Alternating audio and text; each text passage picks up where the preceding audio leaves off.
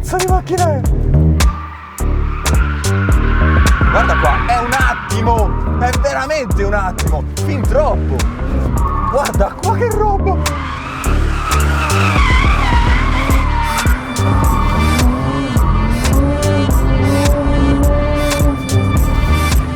Che avevano in mente quando hanno fatto questa macchina? L'hanno fatta durante l'Oktoberfest. È vero che l'abbiamo portata qui apposta per finire le gomme, ma così è veramente troppo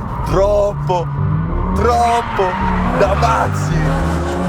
Mamma mia, puoi dare in mano una macchina del genere a un cristiano qualunque? E da una parte la sto già adorando perché mi sembra, c'ho il fiatone, mi sembra una macchina degli anni 80 veramente, nel senso più genuino e spettacolare del termine. È veramente indomabile, cioè in realtà è una figata pazzesca, però su strada penso che se ti metti a fare così il gioco dura pochissimo. È completamente... oh no! Oh, che cos'è sta roba? Madonna!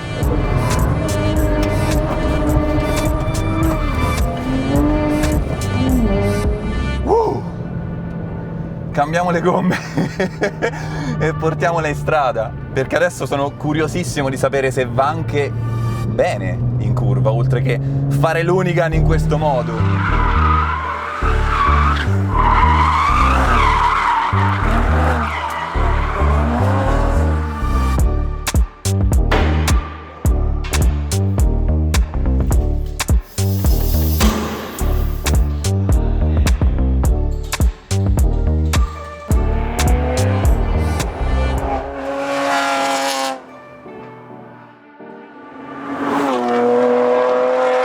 Abbiamo cambiato le Cup 2 con un bel set nuovo e siamo andati dritti in strada, che era il mio obiettivo iniziale di questo test, perché pensavo che la 1M fosse perfetta per l'utilizzo stradale, e forse lo è quando è originale, ma questa qui con una cinquantina di cavalli in più dati dall'elettronica e dagli Akrapovic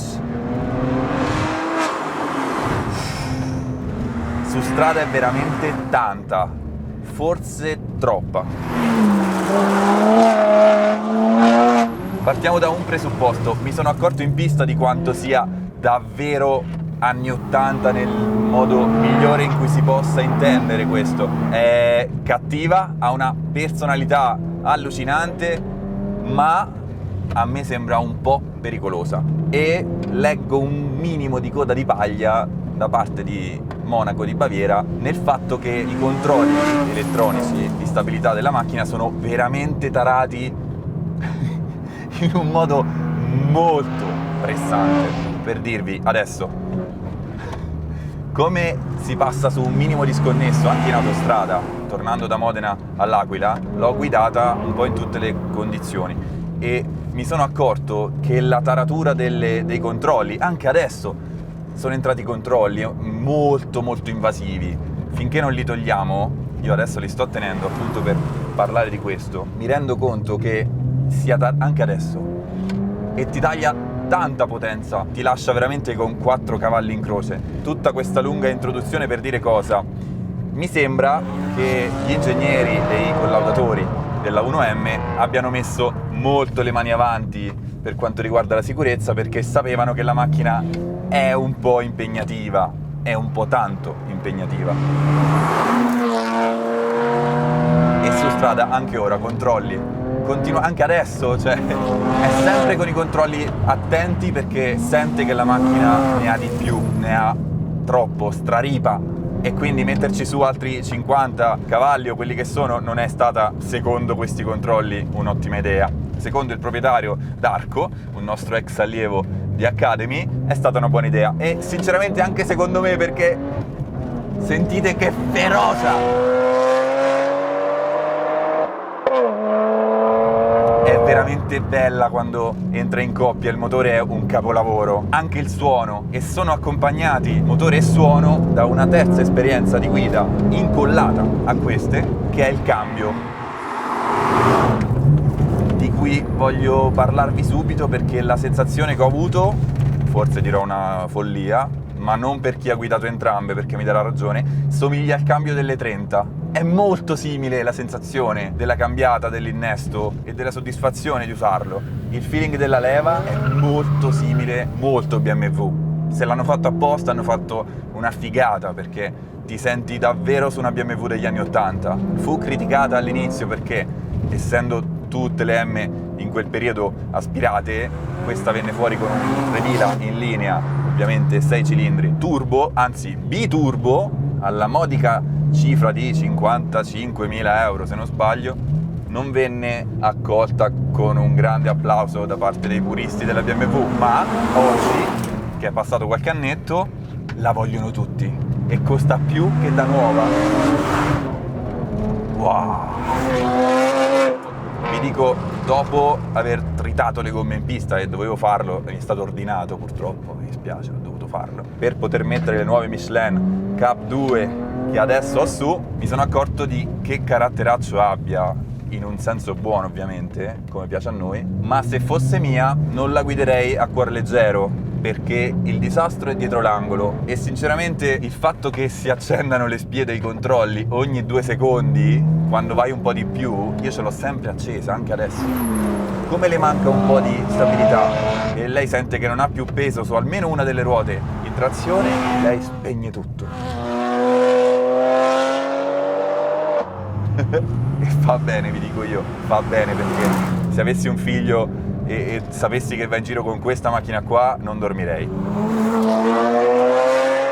Parlando della sua tendenza a sbandierare ogni curva, perché è così, per una questione di potenza, banalmente, non di stabilità, ma di potenza, perché ne ha tanta. Oltre al fatto che questa ne ha più di quanti ne abbia quella di serie, poco conta, perché anche i 340, mi sembra, dell'originale erano già fin troppi. La macchina è molto leggera, è più larga di, mi sembra, 8 cm rispetto alla serie 1. Il fatto è che ha un passo molto corto per la potenza che ha e per le dimensioni gomme che ha, quindi è tutto un grip fino a che non arrivano i cavalli. Quando arrivano i cavalli il grip viene ovviamente spazzato via, però poi torna. Il grip deve sempre prima o poi tornare, no? A meno che non succeda un disastro, ma tu quando vai a riallineare un sovrasterzo di potenza, il grip a un certo punto deve tornare, e quando torna questo grip con questi 19 posteriori non torna dolcemente, quindi il famoso pendolo e altre 1000 brutte circostanze che possono derivare da un sovrasterzo di potenza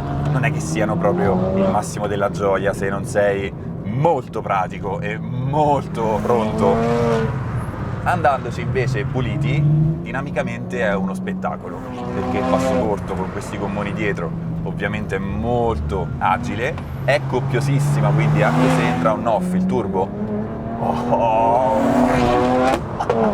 comunque sotto è piena, quindi non hai la sensazione di turbo lag anni 80, che era l'unica cosa negativa di quelle macchine in realtà a livello di erogazione. Sotto erano morte, poi dopo a un certo punto si svegliavano tutte insieme. Questa qui non è morta, questa qui è pronta, su, solo che dopo, quando si anima, è veramente on off ed è pericoloso. In curva, se dai tutto, qua sei tranquillo che la macchina non rimarrà dritta, assolutamente, quindi va guidata con questa consapevolezza che insomma la rende desiderabilissima.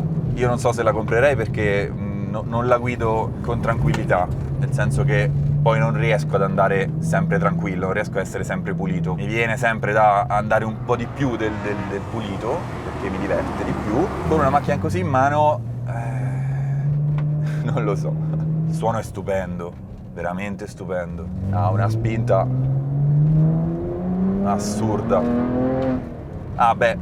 Ovviamente c'è un tasto con una piccola M che io non so come vada la macchina senza premerlo, perché la modalità sport cambia molto l'erogazione, quindi non usandola la macchina è molto più moscia e non so come vada, perché non trovo nessun motivo per saperlo, quindi la sto usando sempre in M. Credo che forse consumi anche un po' meno, perché è una bella nave da crociera su questo, consuma tanto, se vai in coppia ovviamente, e ci stai sempre, quindi consuma tanto.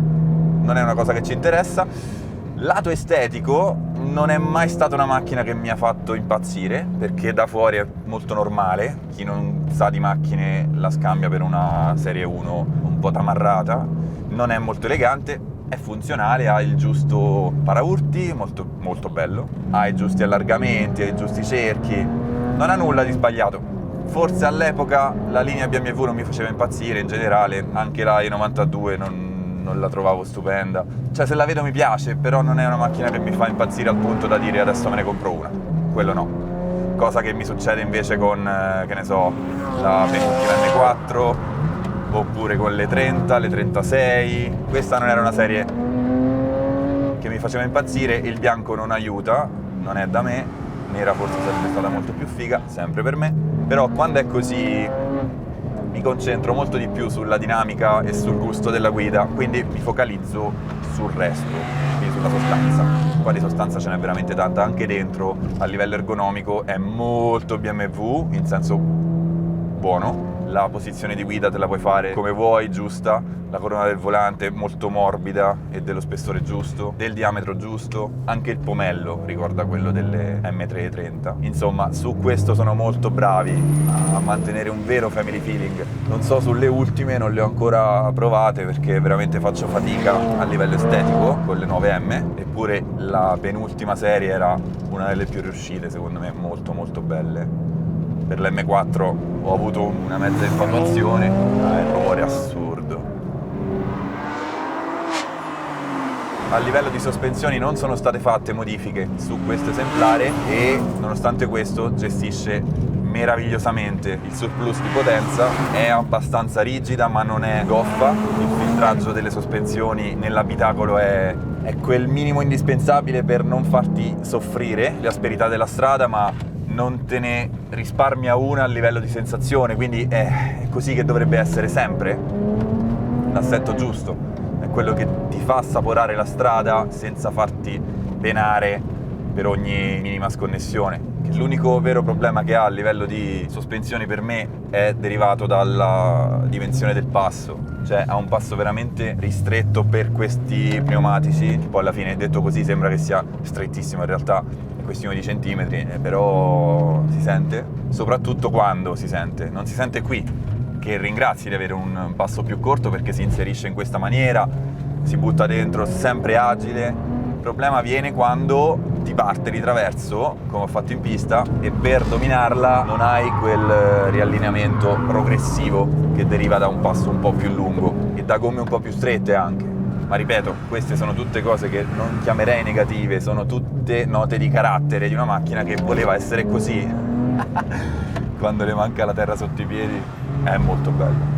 Veramente molto bella da guidare, ma impegnativa. Il coinvolgimento è assicurato, proprio perché non ti permette distrazioni, c'è bisogno di starle davvero dietro ogni metro, è come è giusto che sia. Pedaliera, come al solito per BMW, disposizione perfetta. Mamma mia, adesso ho tolto i controlli da un bel po', ma vi dico, non c'è nessun motivo per mettersi a fare le capre qui perché è davvero un attimo. Bella, bella, bella. Non vi posso assolutamente dire nulla di negativo di questa macchina, tranne il fatto che giustamente richiede molto molto molto rispetto, come erano tutte le supersportive di un'altra epoca. Quindi un bellissimo anello di collegamento tra le vecchie M e le nuove.